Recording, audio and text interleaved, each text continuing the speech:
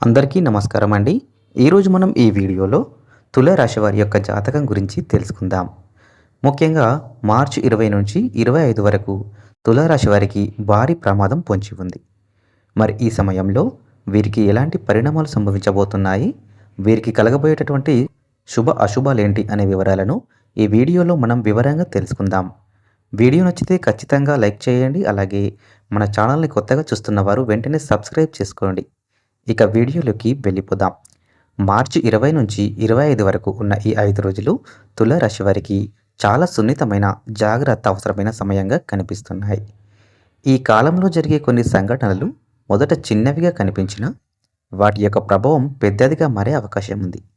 అందుకే ఈ రోజుల్లో ప్రతి విషయంలో అప్రమత్తంగా ఉండడం చాలా అవసరం.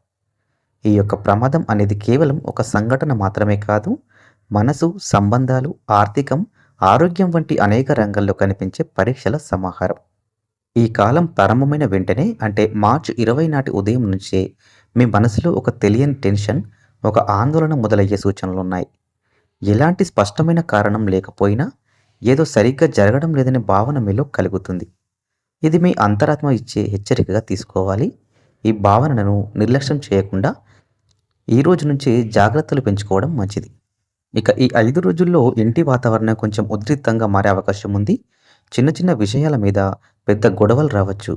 మీరు చెప్పిన మాటలు ఇతరులు తప్పుగా అర్థం చేసుకోవడం, లేదా ఇతరులు చెప్పిన మాటలు మీకు బాధ కలిగించడం వంటి పరిస్థితులు కూడా ఎదురవుతాయి.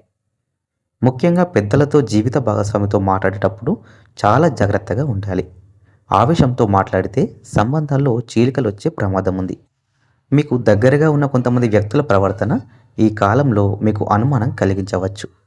ఎవరో మీ వెనుక మాటలు చెప్పడం, లేదా మీకు తెలియకుండా మీ పనుల్లో ఆటంకాలు కలిగించడం వంటి పరిస్థితులు కూడా కనిపించవచ్చు. అందుకే ఈ రోజుల్లో మీ వ్యక్తిగత విషయాలను అందరితో పంచుకోవడం తగ్గించాలి.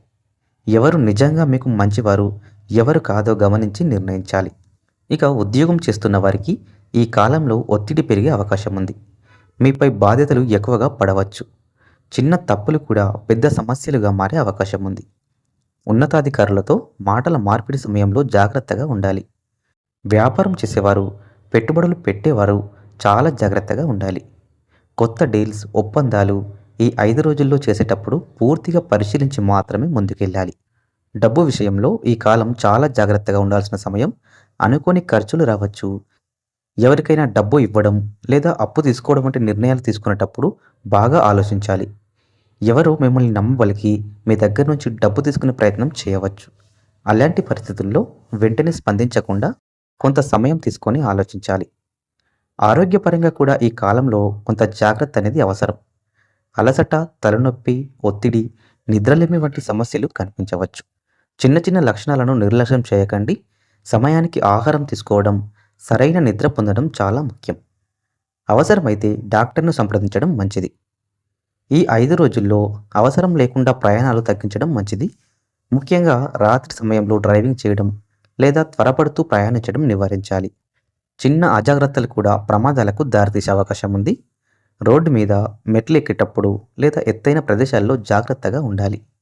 ఇక ప్రేమలో ఉన్నవారికి ఈ కాలం కొంచెం పరీక్షలతో కూడినది. అపార్థాలు, అనుమానాలు పెరగవచ్చు. మీరు చెప్పిన మాటలను మీ భాగస్వామి తప్పుగా అర్థం చేసుకోవచ్చు. అందుకే ఓపెన్గా మాట్లాడడం, విషయాలను క్లియర్ చేసుకోవడం చాలా ముఖ్యం. ఒంటరిగా ఉన్నవారు కొత్త సంబంధాల్లోకి వెళ్ళేటప్పుడు జాగ్రత్తగా ఉండాలి. ఈ కాలంలో మీరు తీసుకునే నిర్ణయాలు చాలా ముఖ్యమైనవి.